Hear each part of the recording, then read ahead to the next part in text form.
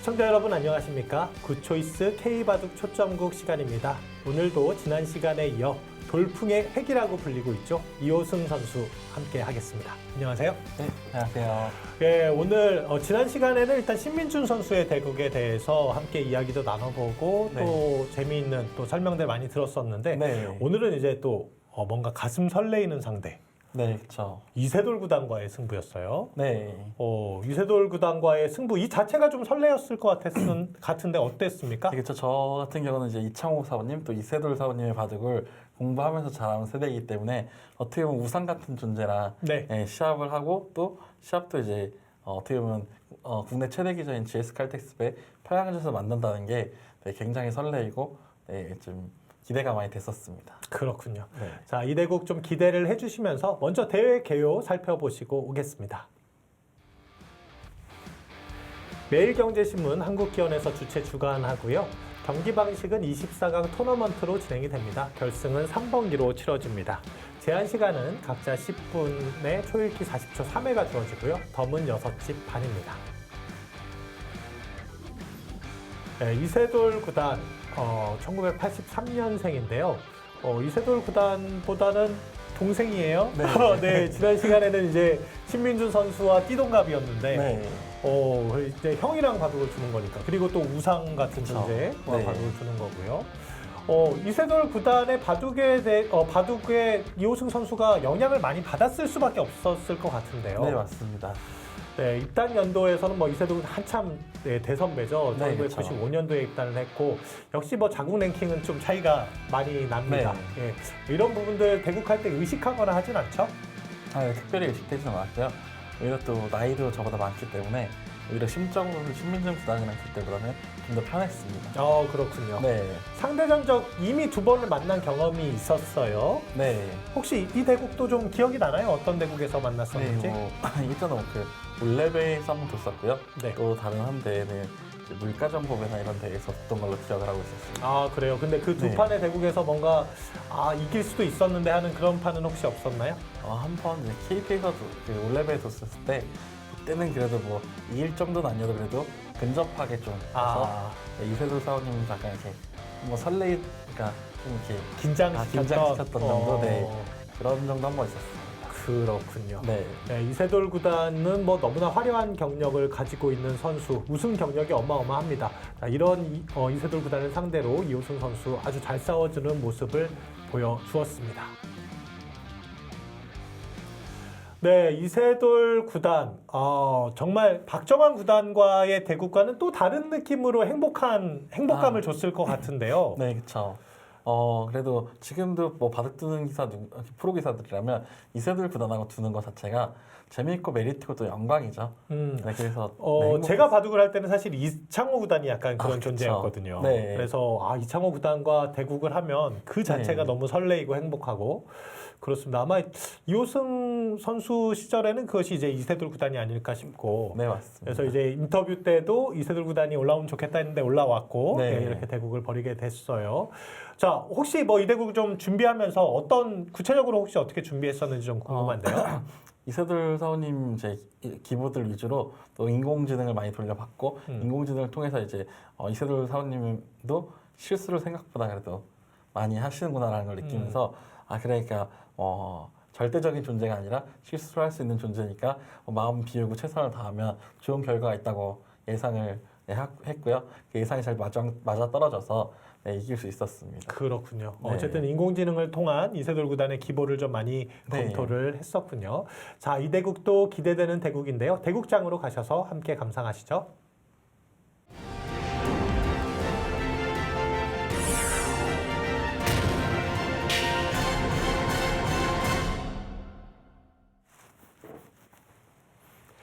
제한 시간은 각자 10분에 초읽기 40초 3회가 주어집니다. 이호승 3단의 흑번이네요. 네.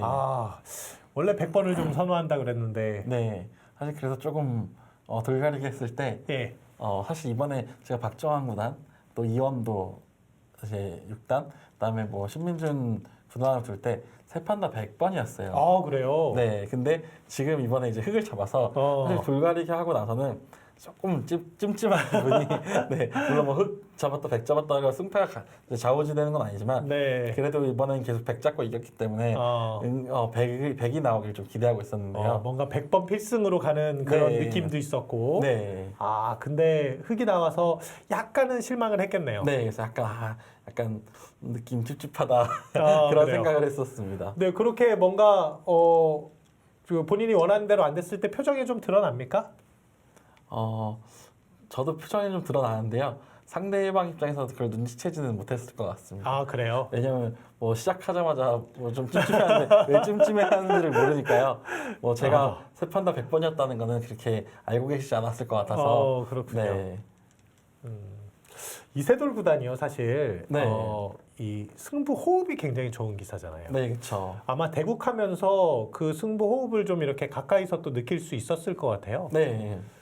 뭐 느낌이 좀 어땠나요? 확실히 저 받아들 때 이세돌 사원님 같은 경우 구단 같은 경우는 상대를 좀 부러뜨리는 느낌이에요. 그러니까 보통 이제 좋으면 거기서 이제 타협을 하고 이기는 길로 가지만 이세돌 구단 같은 경우는 상대를 부러뜨려서 다시는 좀 못 덤비게 네, 그냥 만나면 공포심을 심어줄 정도로 그런 스타일의 바둑이어서 그런 걸 보면서 확실히 그런 것 때문에 어떻게 보면 좀 프리미엄이 있지 않나 이세돌 구단한테 네, 그런 것들을 좀 느낄 수 있었습니다. 그렇군요. 자, 이제 흑번으로 어떤 포석을 둘지 미리 생각은 하고 있었을 것 같은데, 네. 약간 의외인데요? 제가 보기에는. 소목을 둬서 그런가요? 네. 인공지능의 영향을 많이 받고 있는데, 그것도 손목을 2개나 둬서. 네.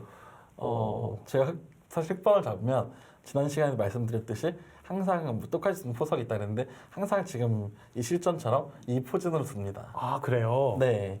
이렇게 손목 2개에 눈목자로 굳히는 네. 형태. 이 두 칸 높은 굳힘은 잘 안 합니까?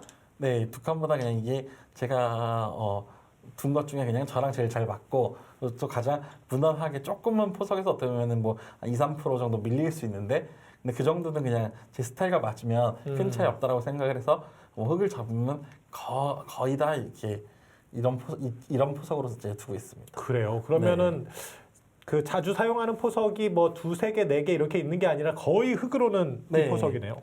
오늘 방송을 통해서 완벽하게 공개가 됐습니다. 이제 그러니까요. 다른 뭔가 비법을 하나 더 준비해야 되는 거 아닌가요? 네, 좀 준비를 해야 될 것 같고요. 그리고 얼마 전에 또 이렇게 제가 이렇게 흑번으로 인터넷 바둑을 많이 쓰다 보니까 네. 탄샤오 구단이랑 LG배에서 뒀는데 탄샤오 구단도 이거 알고 준비를 해왔더라고요.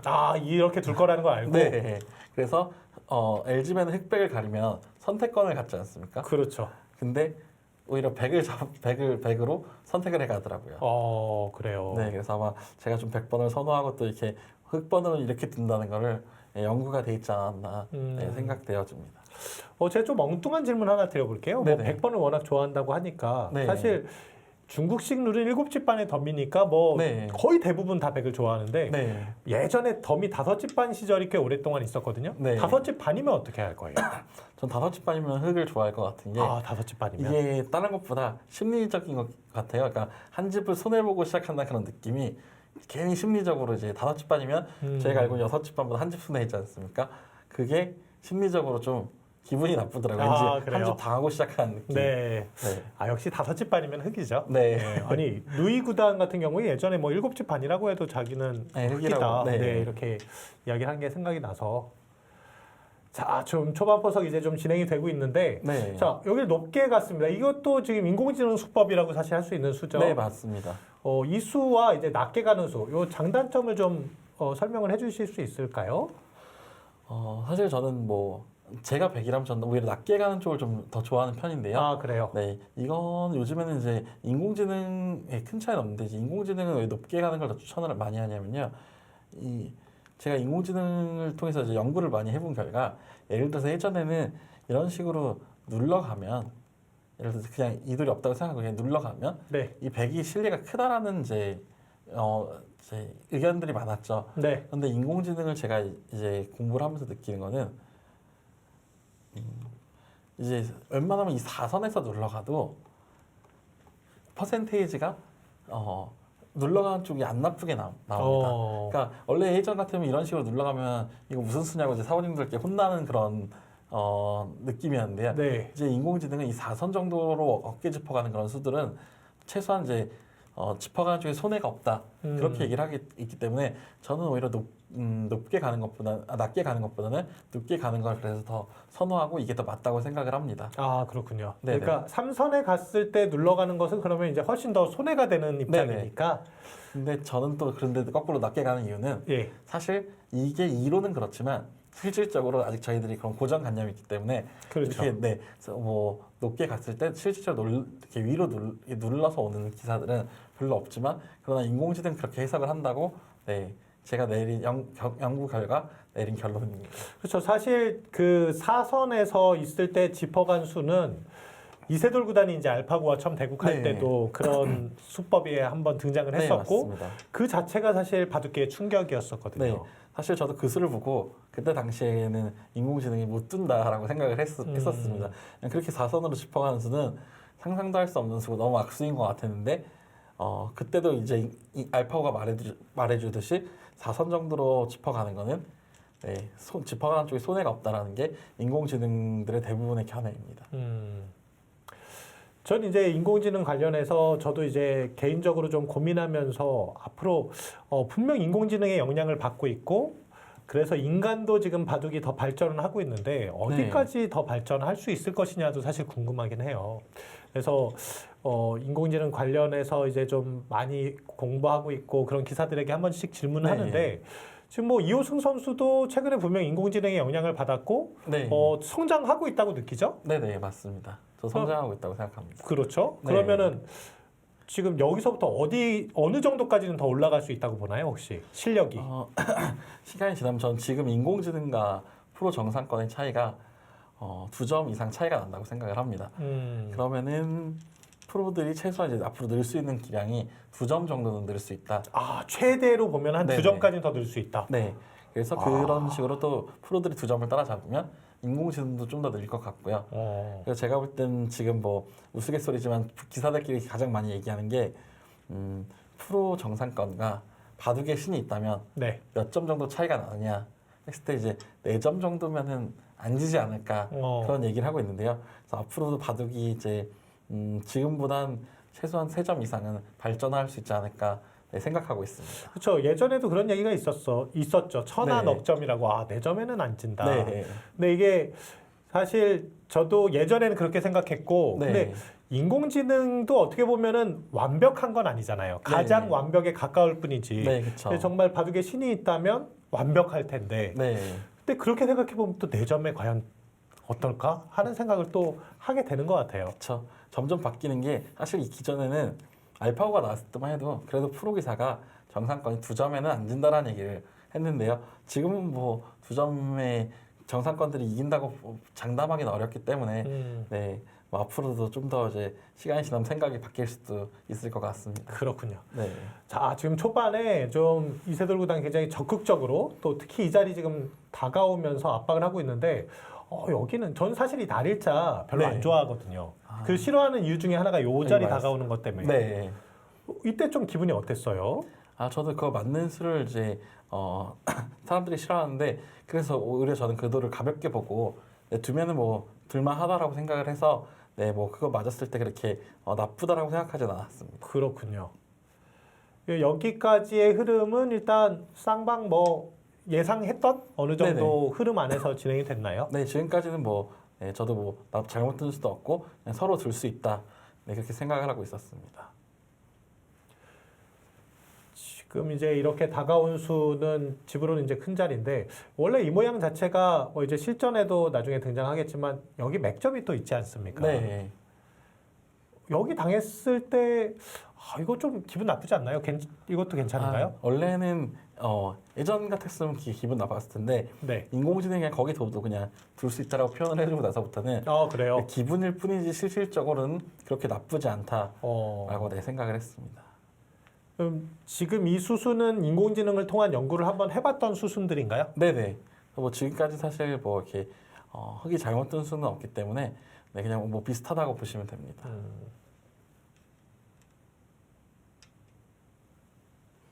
늘었어요. 네.